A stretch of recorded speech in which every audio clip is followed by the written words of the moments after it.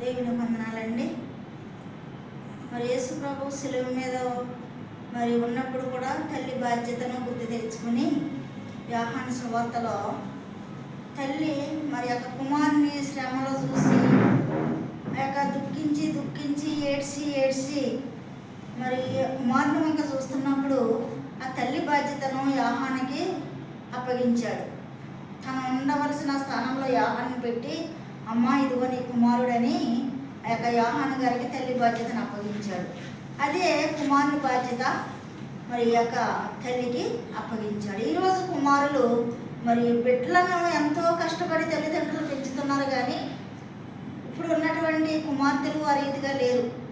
రెక్కలు వచ్చిన తర్వాత, వివాహం అయిన తర్వాత మార్పు కలుగుతుంది. నేను చాలా కౌన్సిలింగ్ ఇస్తూ ఉంటాను, ఇచ్చాను కూడా. తల్లి ఫోన్ చేసినా కానీ జవాబు ఇవ్వలేని కుమారులు ఉన్నారు. మరి తల్లిని మరి దూరపు చూపుతో చూస్తాం. భార్య వచ్చిన తర్వాత తల్లి ప్రేమను మర్చిపోయే కుమారులు ఉన్నారు.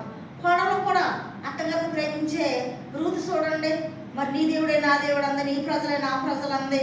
రూతు నయోమిని ఎంతగానో ప్రేమించింది. బైబిల్ చదువుతారు, ప్రార్థనలు చేస్తారు. కోడల్లో అత్తగారిని ప్రేమించడం లేదు, అత్తగారితో మాట్లాడరు, ఫోన్లు చేసినా రిప్లై ఇవ్వరు. కానీ ఆ బాధ్యత మట్టుకు మర్చిపోవద్దు. ఒక్కరోజున మీరు కూడా అత్తగారులు అవుతారు, మీకు అదే తీర్పు వస్తుంది. వృద్ధాప్యంలో అత్తగారులకు ఏమి కావాలండి? శుభ్రమైన ఆహారము, ప్రేమ. మీ ప్రేమ కావాలంతే. ఆ యొక్క బాధ్యతను మర్చిపోవద్దు. కోడలుగా, కుమారుడుగా తల్లి బాధ్యత కూడా కుమారుడు మర్చిపోవద్దు. తల్లిని ప్రేమించాలి. మరి ఎంతో కష్టపడి పెంచింది తల్లి బాధ్యత. బిడ్డలకి చాలా బాధ్యత తల్లిది. కాబట్టి తల్లి ప్రేమను మర్చిపోవద్దు. అయితే శిలువ మీద ఉండి కూడా ఆ తల్లి బాధ్యతను, తల్లిని మర్చిపోకుండా ఆ తల్లి బాధ్యతను యోహాను గారికి అప్పగించాడు. అనాథాశ్రమంలో పెడుతున్నారు తల్లిని తండ్రిని చూడకుండా. తీర్పులో నిలబడతాం. మనం ఏదైతే విత్తం అదే పంట కోస్తాం. కానీ తల్లిదండ్రులను ప్రేమించే కుమారులుగా, అత్తగారులను ప్రేమించే కోడలుగా ఉండాలని నేను మరి హెచ్చరిస్తున్నాను. మరి చూడండి, శిలువ మీద ఉండి కూడా యేసయ్య తల్లి బాధ్యతను యోహానుకు అప్పగించాడు.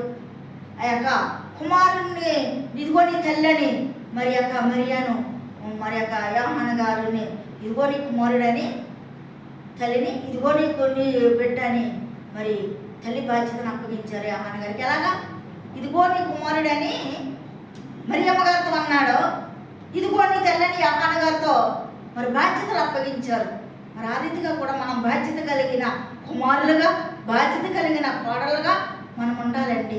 ఉన్నప్పుడే మీ కుటుంబాలని, మిమ్మల్ని, మీ బిడ్డల దేవుడు దీవిస్తాడు. ఇది శిలువ మీద ఉన్న 3వ మాట. ఈ ప్రసంగము మరి చాలా ఇండిపెండెంట్ చర్చిలకు పిలిచినప్పుడు గుడ్ ఫ్రైడే రోజు చాలా చోట్ల నేను మరి యొక్క ప్రసంగించాను.